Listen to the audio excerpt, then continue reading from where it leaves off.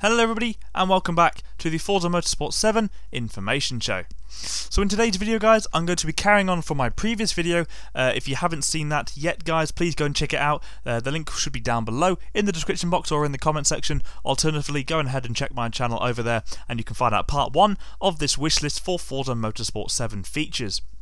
I did go into a bit of detail last time. I'll be doing the same today for a bit of part 2, hopefully in a bit more detail and hopefully so you guys could understand a little bit more of what I'm trying to say to you guys.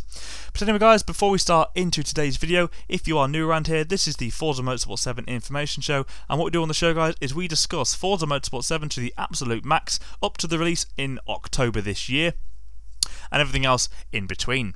But if you do go on to enjoy today's video guys, please slap that like button as hard as you can and subscribe so you never miss a future Forza Motorsport 7 informational video. So like I said guys, if you haven't seen the first one, go ahead and go over there and check it, and I'll be giving you the part 2 in a few moments time. So obviously guys, these are my thoughts on what I'd like to see in the next Forza title based on my experience of playing other games and making note of various features that I'd like to see in the future titles. Obviously some of these might not be able to actually make it in because of various reasons such as, you know, budget, money, manpower, licensing, the return on the investments, etc. But nonetheless I have listed them down in my list just because there may be a few in here that general players would actually enjoy, and hopefully a few of these will make their way into Forza Motorsport 7. So guys, we're going to start off with the single player campaign. I'm just going to literally list all the things down and what we can expect hopefully to see in the next game. So for the single player campaign, we should hope for hopefully like a co-op campaign such as like Forza Horizon 3, the ability to blueprint single player events and take part in custom single player events created by others, such as the blueprint style in Forza Horizon 3. License tests from Gran Turismo 4, that'd be a nice feature to add into the game, and career progression unlocked via a star system, and that's taken from Gran Turismo 6. You should also be able to limit the initial stages of career to slower cars before unlocking access to faster cars later on, such as Horizon 3's Hot Wheels expansion, that did that very well. Multi-race championships with point standings. Driving missions such as GT4, and a few things from Drive Club for drift challenges and hot lap challenges, a few things that could be implemented into there, as well as some drag racing challenges, as well as adding the ability to let your drivatar drive a single player race instead of you. This is something from Forza Motorsport 4, a very nice feature taken from there. And finally, events tied to specific manufacturers, drivetrains and regions. Again, Gran Turismo 4. There's quite a lot of things, guys, I've pulled from different racing games to implement into this, just to help the player base gain a bit of knowledge into the game. A bit more on single player, additional features, and a bit of free play in the single player. So you should have the ability to select cars used by individual drivatars, the ability to allow drivatars to use cars from your garage, having all drivatars in a race be pulled from your friends or club list if at all possible. Obviously if there's enough of them, and if there's not, pull some from around the world or from regions near you. Adding the ability to view the driving habits of your own drivatar with suggestions on how to improve various aspects of their driving ability. That's kind of an important one because obviously the habits of your own drivatar reflect yours personally, and if you're a crappin' SHIT driver, then obviously you're not going to be very well liked amongst the community when they have your drivatar in their races smashing into them. Another feature, guys, would be racing challenges, teaching the fundamentals of how to overtake, defend and race cleanly. This is on something from Gran Turismo Sport and Dirt Rally, such as painting tutorial videos, tuning tutorial videos and driving tutorial videos, such as like a driving school. For the tracks and environment, guys, there's a few things here that I've taken from different games. So we've got the point-to-point stages, obviously, from Forza 4, off-road courses and stages from GT6. We should have courses specifically designed for drifting, for GB Kaido. Anyway, dynamic time of day and dynamic weather from the latest F1 game, and DLC tracks available to all players for free in multiplayer hoppers, such as improved in GT6. Now there's a lot of things here for the cars, guys. I'm just going to quickly give you a quick list and go through them all slowly. So we've got the ability to categorise owned cars into custom groups and to rearrange these groups. the ability to drive convertible cars with the roof down, and the ability to view detailed car specs without having to obviously get in the car, as it said.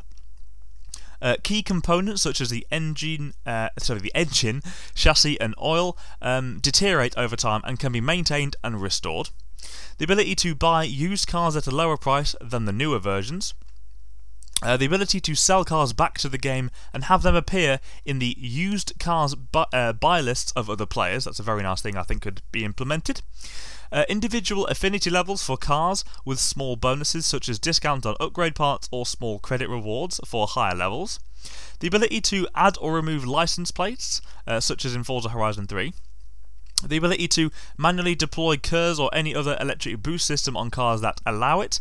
The ability to manually deploy DRS or any other aerodynamical control systems on cars that allow it. They're both from, where was it from? Drive Club, I believe they were from. And the ability to set differing strengths of traction control on a scale of 1 to 5. The ability to set differing strength of anti-lock brakes on a scale of 1 to 5, and the ability to manually adjust brake balance while driving. That would be quite a nice thing to put in, as well as the ability to setting assists to a realistic option, whereby traction control, etc. is only available on a car that would have it in real life, such as in Project Cars that's taken from. Award exclusive cars for reaching maximum manufacturer affinity levels. The ability to use car horns in races, such as Forza Horizon 3, just to let that a naughty driver that crashes into everyone, obviously forgets their brakes. Yep. Give them a nice little horn and carry on with your race. The ability to flash lights in races or toggle high beam, low beam, or no beam, such as in GT6. Having separate PI rating systems and classes for race cars and non-race cars. And finally, the ability to set starting fuel level. That's a very nice feature. Gives you an option of when to refuel early in the race or later. So again, guys, we have a few more things coming for you guys. This one now is a bit of info on the photo mode. So I would like to increasing the height limit on photo mode camera to about 12 feet. I think it's only stuck to a few meters at the moment. If we could double that, raise the height limit, get a load more lovely shots of your cars. The ability to save your photos not just to your Xbox or console or PC, but to a USB drive that you have plugged in. The ability to save photos at 4K resolution. Now, obviously this could be a thing on 4K PCs or on the Xbox One X. The ability to save preset filter settings, so you don't have to keep going on and on about trying to find the perfect filter that you just made before. It will just be there in a preset. The ability to upload preset filter settings to the Storefront. The ability to view and download the photo settings used when viewing a photo in the Storefront. And the ability to use preset high camera locations around a circuit in addition to the standard camera controls. That's from Gran Turismo 6. The ability to take photos of cars in preset non-drivable locations. The ability to remove visible car damage when taking a photo. The ability to remove the driver from a car when taking a photo, and to play a slideshow of saved photos in like a montage kind of thing of all the photos that you've saved. So we're going to go into the livery editor now. And I'd like to see the ability to import designs and vinyl groups from Forza Motorsport 6 and Forza Horizon 3.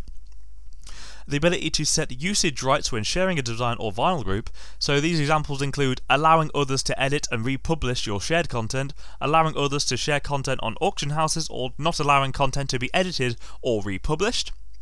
The ability to categorize saved vinyl groups into folders. I got there eventually. The ability to save vinyl groups into a grid layout, and to paint cars in a plain studio with neutral lighting.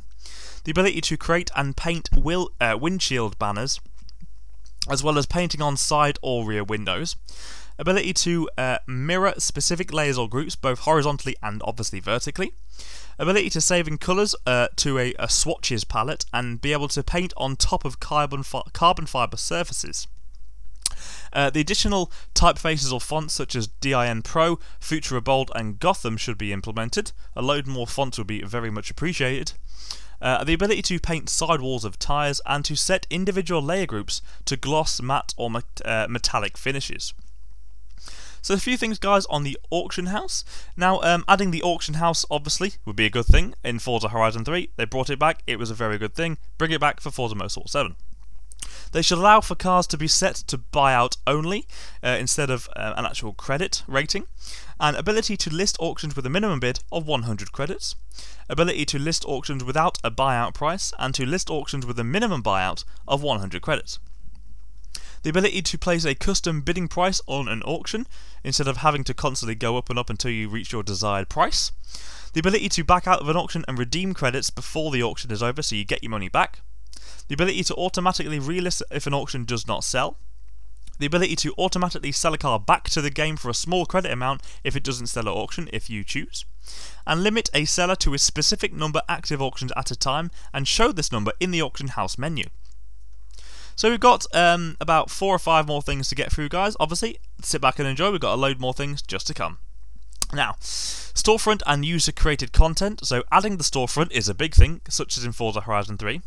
Adding a storefront user search menu to search for your favourite content creators. Showing a number of downloads alongside each item in the search results and recommended designs or tunes. Showing descriptions alongside each item. Adding the ability to filter for content created by a legendary painter, elite tuner, and so on. Adding a UI icon to show even if an item is an official contest winner. Adding an ability to sort search results and recommended tunes or designs by popularity, downloads, etc. Setting download recommended design sorting to the following in order: featured, friends, followed players, most popular over the past 30 days. Adding a featured content area to show content from all users across all cars that has been selected as a featured item. That's coming from Forza Motorsport 4. Adding a UI icon to show if a selected item can be edited or republished, and to show if a selected tune has been used to set a high leaderboard position, such as a top 100 player, top 1% player, etc. The ability to share a shared items description without having to unshare the file. Ability to setting tunes to be shared unlocked so that users can modify them after they've been downloaded. The ability to add blueprint events to the storefront, and the ability to view storefronts on the actual website of Forza, forzamotorsport.net. The ability to search for liveries or tunes across all cars, and not just the car you're currently driving. And finally, limit maximum number of designs to 50 per user or an unlimited amount per VIP user. That's coming from Forza Motorsport 4. Pardon me. Leaderboards now, guys. So we're providing leaderboard API so that community users can create websites or apps to look up leaderboards outside of the game. Compiling all leaderboard times for a class into an overall position, showing a user's combined lap times for all tracks. And allowing for leaderboards to be viewed on the website forzamotorsport.net and or the Forza Hub, coming from Forza 5 that is. The ability to download tunes directly from leaderboards and adding UI icons to show if a user set a lap time using a controller, a steering wheel or a keyboard. Adding offline based local leaderboards where a user can compare their personal best times at a circuit in multiple cars. That's from actually Forza Motorsport 2. It's a very nice feature but it hasn't been implemented. So probably get to it, Forza. Adding the ability to set a leaderboard time as a rival and use the exact same car or setup to challenge them. Club leaderboards where the fastest lap time from a club member is treated as that club's lap time, allowing for clubs to compete against one another. That's coming from Drive Club. As well as these 3 things are the ability to players to create and distribute custom rivals mode events, and the ability to view and compete in any publicly listed custom rivals mode event. And finally, guys, the ability to race against multiple ghosts at the same time, such as session best, personal best, and specific rival. Again, guys, a bit more into detail now with multiplayer. We've just got multiplayer, a bit of clubs, replays, and a few other features, as well as the game itself, obviously. So again, not long to go, guys. Sit back and enjoy. So, guys, for multiplayer, I've gone for giving each driver a skill rating. Calculated based on their overall pace level, using this rating to influence matchmaking and to show this rating in the lobbies. Giving each driver a sportsmanship rating, calculated based on their ability to drive or race cleanly, using this rating to influence matchmaking and show this rating in the lobbies. Adding a corner cutting penalty system to punish users that repeatedly cut the corners. Adding an illegal overtake system to inform users that they must give back positions gained by contact or corner cutting. Automatically and immediately ghost any driver that makes contact with another car or an object at a force above a certain G, so say 2G. Automatically and immediately ghost any driver that enters within a 3-foot radius of another car whilst driving at a speed that is 50 miles an hour greater than the car before them.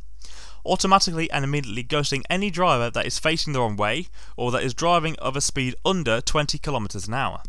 In public hopper races, ghost all drivers that fall more than 2 kilometers behind the race leader, so such as the ones that just stay still on the line and try and block you off.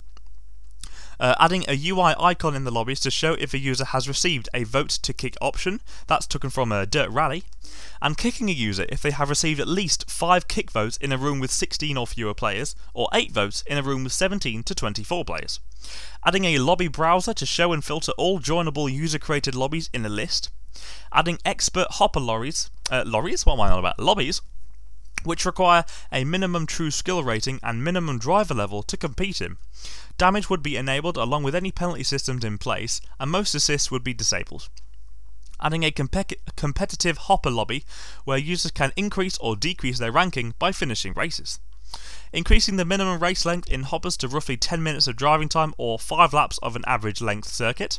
Allowing users to search for hoppers which have an average driver level of 100 or higher. Adding post-race commemorations to show notable feats achieved by players. Examples could include fastest lap, most overtakes, the cleanest racer, most clean laps, etc. Adding text chat to private lobbies, and adding the ability to create practice or qualifying sessions for multiplayer lobbies, and the ability to join a practice or qualifying session in progress and start in the pit lane. Very nice idea, that one. And to add the ability to tune a car whilst in a lobby. Adding the ability to limit all players to the same car or tune that the host of a private lobby is using. Awarding additional XP for clean racing. Starting grids in hoppers based on skill rating with higher rated drivers at the front and crashier drivers towards the rear. Allowing users to save and load lobby settings as preset files, and allowing users to disable any sticky grass and remove on any track barriers in private lobbies. Allowing users to download the livery or tune of another racer directly from the lobby screen, adding a UI icon to show if the player is using a steering wheel controller keyboard, and adding the icon to show if a player is playing on an Xbox One or PC. Adding the ability to save preset lobby settings, and adding the ability to upload preset lobby settings to the storefront to use later, and also allowing the users to create private multiplayer championships that run over multiple weeks, such as in Project Cars 2. So for the clubs and the community features, guys, firstly we're going for adding, obviously, the clubs, such as they did in Forza Horizon 3, allowing users to share cars to a club garage which can only be used by all club members, allowing users to modify any designs or tunes on a car which had been shared to a club garage, allow users to create private lobbies limited to club members which show up on the club lobbies page, and allowing users to create and maintain driver profiles where they can show off their racing accomplishments, photos and favourite cars. Implementing a timeline feature where users can keep updated on the activity of their friends, allowing users to privately give or sell cars to each other, and allowing users to privately give editable liveries, tunes and layer groups to each other. For spectating and replays, guys, as well as other features, and actually the main part of the game, these are the final few points I've got for you guys. Showing a race UI such as a position, lap times, etc. when viewing a replay or spectating a race, and the ability to view live timing on a replay or when spectating a race. The ability to view replays using cameras placed in the same locations as real-life motorsport events, and the other features such as ability to analyse telemetry data outside of a race to see where you're going wrong and where you can improve. The ability to export telemetry data to a USB in a format readable by Motec, and show time gaps to drivers ahead or behind when crossing a sector. Adding a flag system resembling modern motorsport, such as in F1 2016. Adding a live track system that allows a track surface to evolve over time, such as Project Cars 2. However, this probably won't go in because Project Cars 2 is a hell of a lot more realistic. Just that all the physics has got to be worked out for that. But then again, it would be very nice to see it in the game. Adding an overhead radar and left or right car proximity warnings to the race HUD. And finally, weekly Forzathon challenges, such as in Horizon 3. They have said something about Forzathon returning in Forza 7, but they haven't said anything else on it, so I will make sure to do a video on that when it comes out. Final few points, guys, is actually for the game itself, and that's, I think, to provide a what's called a complete edition of the game at launch that covers the cost of all future DLCs for the game's lifetime, not just a certain time frame. Extending early release access to 14 days ahead of the retail release for complete edition users. Allowing Forza Racing Championship finalists to beta test the game and provide feedback on any corner-cutting exploits they might find. That's just to keep the game really nice and fair and not have any cheaters at all. And the final point, guys, is to allow all VIP users to play the game 7 days before the release. So that's our part 2, guys, of this Forza Motorsport 7 wish list. I have gone on for quite a while, I think. It's probably about a 20-minute video. If you are still here, guys, let me know down there in the comment section below that you got this far. I'll definitely be sure to respond to you for being such loyal viewers. But anyway, guys, I think that is it for me in today's video. I think I've kept you long enough. I'm going to go ahead and let you go grab yourself a cup of tea, grab yourself a nice biscuit, and I'll be back tomorrow with another video for you guys to enjoy, probably on Forza Motorsport 7. But that's it for me in today's video, guys. I did hope you enjoy it. If you did, please like, comment, and subscribe, and I'll see you over in my next video, guys. So I'd like to thank you for watching, and I'll see you in my next one. Bye-bye.